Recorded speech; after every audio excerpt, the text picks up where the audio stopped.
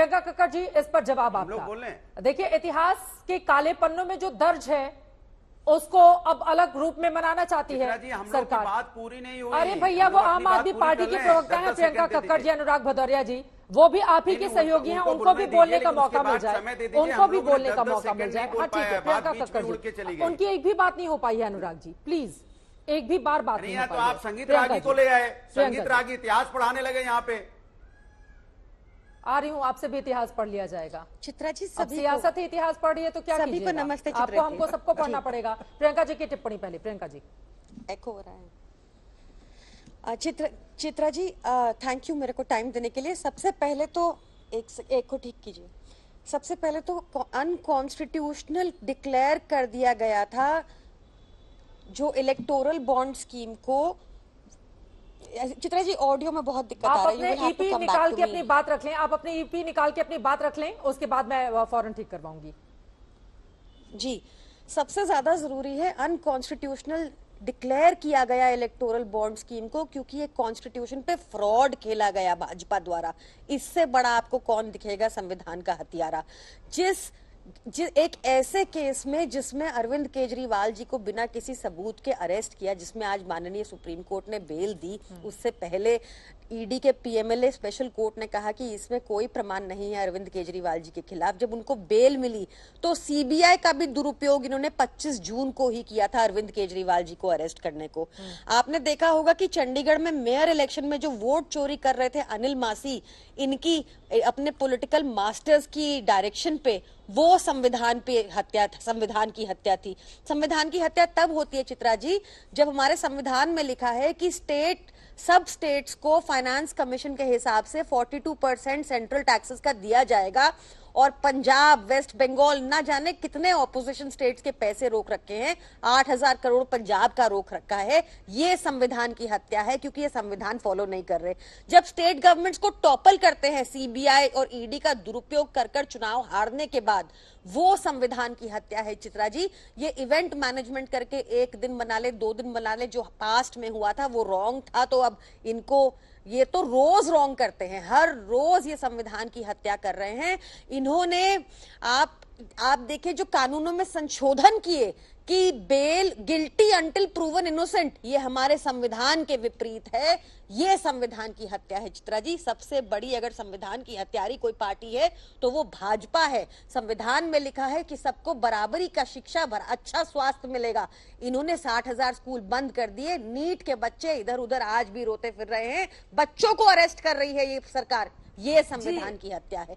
इनके मैं इतने आपको प्रमाण दे सकती हूँ कि ये संविधान की हत्यारी भाजपा आज ऐसा एक नोटिफिकेशन लेके आई है, क्योंकि इनसे अभी भी कमर तोड़ महंगाई की बात नहीं हो पा रही, इनसे अभी भी पेट्रोल के प्राइसेस की बात नहीं हो पाएगी, इनसे अभी भी बात नहीं हो पाएगी कि करेंसी हमारी इतनी क्यों डूब गई।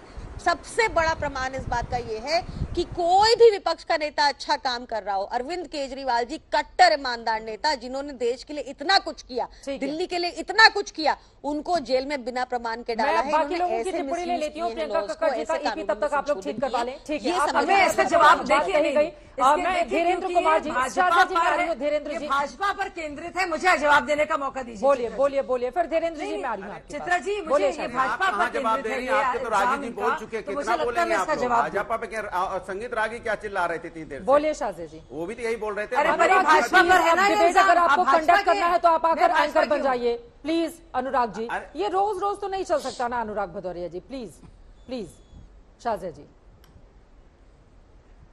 लेकिन इसके बाद मौका दे दीजिएगा देखिए, क्योंकि भाजपा पर केंद्रित था ये सवाल और भाजपा को उन्होंने इल्जाम लगाए थे।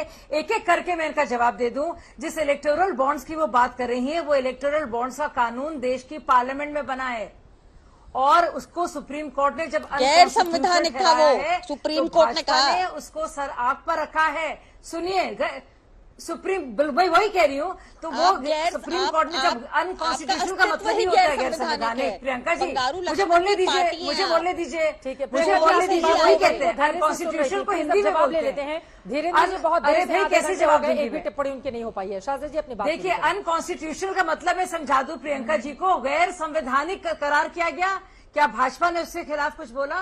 क्या हमने कहा कि सुप्रीम कोर्ट गलत है, हमने उसको माना? आप लाए और उसमें गैर अगर संवैधानिक भाजपा को चीज, मिले हैं इतना बहुत मुश्किल सारे क्या है पैसे, समझना? तो हम जानते हैं कि कांग्रेस को किसको मिले हैं। अच्छा, एक एक करके इनके झूठ का पर्दाफाश करती हूँ। ये कह रही है केंद्रीय अरविंद केजरीवाल को चोरी बिना कराई किसी आपने बात के, चंडीगढ़ में। जेल में डाला गया है। मनीष सिसोदिया, के कविता, पूर्व अध्यक्ष, 9 कारोबारी, ये सब जेल में बंद है शराब घोटाले के चलते। और अभी भी मनीष सिसोदिया को अभी ट्रायल बेल शुरू नहीं नहीं मिली हुआ है। क्योंकि तो क्या आपने कह रही है कि कानूनों हाई में कोर्ट, ऐसे सुप्रीम गैर कोर्ट पूरी तरह से संवैधानिक गलत संशोधन है? किए। तीसरी बात नहीं, आपके झूठ का मैं पर्दाफाश कर दूं। तीसरी बात और आपकी जरूरी बात, आप कह रही है पैसा नहीं मिला, आप जितना बोलती शेयरिंग है, होती है, बेशुमार जितना झूठा पार्टी केंद्र की सरकार को सदस्य देना हैं होता है। निर्मला सीतारमण ने पिछले बजट के दौरान, मैं कैसे बोलूं, देखिए आप चित्रा जी, आप इनको समझाइए क्यों डर रही है ये, क्यों मैं अपना लौट गला रही हूं फाड़ फाड़ के शारदा बोल जी, रही है, जब मैं कांग्रेस की जवाब दे रही प्रवक्ता हूँ सुप्रिया और उनके श्रीनेत इस झूठ समय का कुछ पुलिंदा बोल रही जो है, है और सुन लेते उसका हैं, उसके बाद पर्दाफाश लौट रही हूं करें। मैं आपके पास। ठीक है धीरेन्द्र जी, फौरन आती हूं आपके भी पास। सुनते हैं आप सुप्रिया गैर श्रीनेत को। संवैधानिक पार्टी हैं, आपके सारे कभी कार्य गैर मुझे संवैधानिक। बीजेपी पर, अमित शाह पर और नरेंद्र मोदी जी की सोच पर हंसी आती है। जिस संविधान को उनके पुरखों ने रिजेक्ट कर दिया था, जिस संविधान के तार तार करने में उन्होंने कोई भी कसर नहीं छोड़ी है, आज वो इस तरह के दिवस मनाने की बात कर रहे हैं। पूरा देश असल में 4 जून को मोदी मुक्ति दिवस मनाने जा रहा है। पूरा देश हर दिन रोजगार हत्या दिवस मना रहा है। तो इस तरह की बातें करके मुद्दों से आप भटका नहीं सकते। मुद्दे इस देश के सामने बेरोजगारी है, महंगाई है, आर्थिक असमानता है, जलता हुआ मणिपुर है। उनके दिवस कब मनाइएगा, वहां कब जाइएगा। शाहजी अलमी जी, उनके आरोपों पर जवाब आपका। जी तो एक एक करके मैंने जवाब दिया। और मैं बता दूं, ये कह रही थी सरकार टॉपर होती है। आपको मालूम है इंदिरा गांधी ने आर्टिकल 356 को 50 बार इस्तेमाल करके इलेक्टेड सरकारों को गिराया है। ना सिर्फ ये 356 90 बार इस्तेमाल हुआ है। आपको जानते हैं किस तरह से संविधान के हत्यारे हमें संविधान को बचाने की शिक्षा देंगे। वाह भाई वाह। तो एक एक करके झूठ मैंने उनका प्रियंका जी का पर्दाफाश किया है। दूसरा मैं आपको बता दूं, जो अभी सुप्रिया श्रीनेत जी बोल रही हैं, किया आपने, वो आपके मुद्दा पर्दाफाश क्यों हो रहे भटका रही थी? सुप्रीम कोर्ट उनके पास कोई एजेंडा नहीं था। जब दुष्प्रचार, पूरा चुनाव लड़ा गया है संविधान के मुद्दे पर। नहीं, पूरा चुनाव लड़ा गया है संविधान के मुद्दे पर। तो सुप्रिया श्रीनेत बता दे, मैं उनको चुनौती देती हूँ, क्या उनके पास कोई प्लान था देश के लिए? उन्होंने तो यही दुष्प्रचार किया कि संविधान को बदल दिया जाएगा। ठीक है अनुराग भदौरिया जी, धीरेन्द्र जी, मैं फौरन आप दोनों के पास आ रही हूँ। बड़ी खबर इस वक्त आ रही है, पश्चिम बंगाल के मुख्यमंत्री ममता बनर्जी की प्रतिक्रिया आई है। मोदी राज में सबसे ज्यादा इमरजेंसी, मोदी राज में हर कोई डरा हुआ है, ये बोल रही हैं ममता बनर्जी।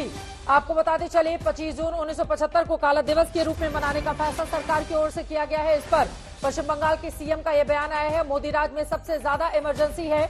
और उनका यह भी कहना है कि हर कोई डरा हुआ है, मोदी राज में हर कोई डरा हुआ है, ममता बनर्जी का यह कहना है। आगे उनकी ओर से जो बातें कही गई हैं वो अपने दर्शकों को हम सुनाएंगे। एक एक करके तमाम राजनीतिक दलों की ओर से प्रतिक्रिया निकलकर सामने आ रही है, क्योंकि संविधान हत्या दिवस के तौर पर 25 जून को मनाने का फैसला सरकार की ओर से किया गया है, जिसको लेकर बीजेपी फ्रंट फुट पर दिखना चाहती है, क्योंकि संविधान के मामले पर विपक्षी दलों की ओर से जो दांव खेला गया था, यकीनन उसमें कामयाबी मिली। 2024 के लोकसभा चुनाव में ममता बनर्जी सबसे बड़ी पार्टी बन गई। यहां पर 30 से ज्यादा सीटें उनको मिली 42 में से। तो इसी वजह से आपको बताते चले कि अब एक एक कर यहां पर तमाम राजनीतिक दलों की प्रतिक्रिया आ रही है। धीरेन्द्र जी, जल्दी से टिप्पणी। मोदी राज में सब कोई डरा हुआ है और सबसे ज्यादा आपातकाल अभी ही है, ये बोल रही है ममता बनर्जी। धीरेन्द्र जी। चित्रा जी, समय देने के लिए धन्यवाद। मोदी राज में भ्रष्ट लोग डरे हुए हैं, ये तो गौरव की बात है हमारे लिए। और मैंने मांग किया था, मैं तो धन्यवाद देता हूं एनडीए सरकार का, मोदी जी को धन्यवाद देता हूं कि मैंने कहा था कि ये जो काला दिवस मनाया जाएगा, इसको बिल्कुल संवैधानिक रूप से, जैसे हम लोग 15 अगस्त और 26 जनवरी मनाते हैं, उसी तरह से जिसने संविधान की हत्या की, जिसने संविधान को नष्ट किया, हम लोग उसको मनाएं, जन जागरण चलाएं। लेकिन उसमें से एक मांग पूरी हुई है। दूसरी मांग हमारी थी कि इसको पाठ्य पुस्तकों में शामिल किया जाए, ताकि आने वाली पीढ़ियां इसको जान सके, और अगर कोई राजनीति में आना चाहे तो वो अभी इन सब चीजों से वाकिफ रहे और देश को फिर उस काली रात की तरफ नहीं ढकेल सके। तीसरी हमने मांग की थी कि इंदिरा जी के नाम पे अगर कोई ऐसा जगह या नामाकरण किया हुआ है, उसको भी सरकार को वापस करना चाहिए। भारत रत्न जैसा उन्होंने अपना अवार्ड खुद ले लिया था, मैं तो सरकार से मांग करूंगा कि वह भी वापस कर देना चाहिए, जिन्होंने भारत जैसे महान देश का लोकतंत्र को शर्मसार किया हो। और बाकी विपक्ष के नेताओं को मैं क्या कहूँ, ये लोग तो अरे उस भैया जमाने में अभी लाने की इनके जरूरत नेता क्यों आन लड़े पड़ी हैं। धीरेन्द्र जी? ये सवाल इसलिए पूछा जाएगा क्योंकि यकीनन 400 पार का नारा लग रहा था, आप लोगों की उतनी सीटें नहीं आई, संविधान आरक्षण के मुद्दे पर फ्रंट फुट पर आकर खेल रही थी विपक्षी पार्टियां, उनको कामयाबी, ये सच बात है कि मोदी सरकार इस देश में है जिसको यकीनन विपक्ष भी अभी उस तरह से एक्सेप्ट नहीं कर पा रहा है। ये सच है कि मोदी तीसरी बार प्रधानमंत्री बने हैं, वो कह रहे हैं 4 जून को मोदी मुक्ति दिवस मनाया जाएगा, लेकिन मोदी ही देश के प्रधानमंत्री हैं। ये बातें विपक्षी दलों को समझनी होंगी, लेकिन आरक्षण का मुद्दा, संविधान का मुद्दा उनके पक्ष में काम किया कि नहीं किया धीरेन्द्र कुमार जी? तभी तो 400 पार का नारा देने वाले आप लोग देखे कहां आकर सिमट गए। अगर चित्रा जी, अगर उनके मुद्दे चले होते तो क्या वो प्रधानमंत्री विपक्ष के होते ना? पीएम इन वेटिंग तो नहीं रहते राहुल गांधी जी और उनके नेता, ये लोग जो हाथ में संविधान लेकर घूम रहे हैं। यही तो मैं कहना चाहता हूं कि श्रीमती गांधी भी कानून को और संविधान को हाथ में घूमने वाले थे। आज कांग्रेस पार्टी और उनके गठबंधन के सारे लोग वही कर रहे हैं। और मैं तो एक लाइन और इससे आगे बढ़ के कहना चाहता हूं कि आम आदमी पार्टी हो चाहे समाजवादी पार्टी हो, एक दिवस और मनाना चाहिए, भ्रष्टाचार उन्मूलन दिवस। जैसे 8 अगस्त 1942 को भारत छोड़ो आंदोलन की शुरुआत हुई थी, उसी तरह से मैं कहता हूं कि भ्रष्टाचार छोड़ो का जो आंदोलन है वह भी होना चाहिए। आदरणीय नरेंद्र मोदी जी ने उसका ऐलान रोज किया है। एक दिवस मना लीजिए धीरेन्द्र कुमार जी। और दूसरी बात है, आप अभी 10 सेकंड रुकिए, आपकी गलत आदत है। बोलिए तो सही। बोलिए।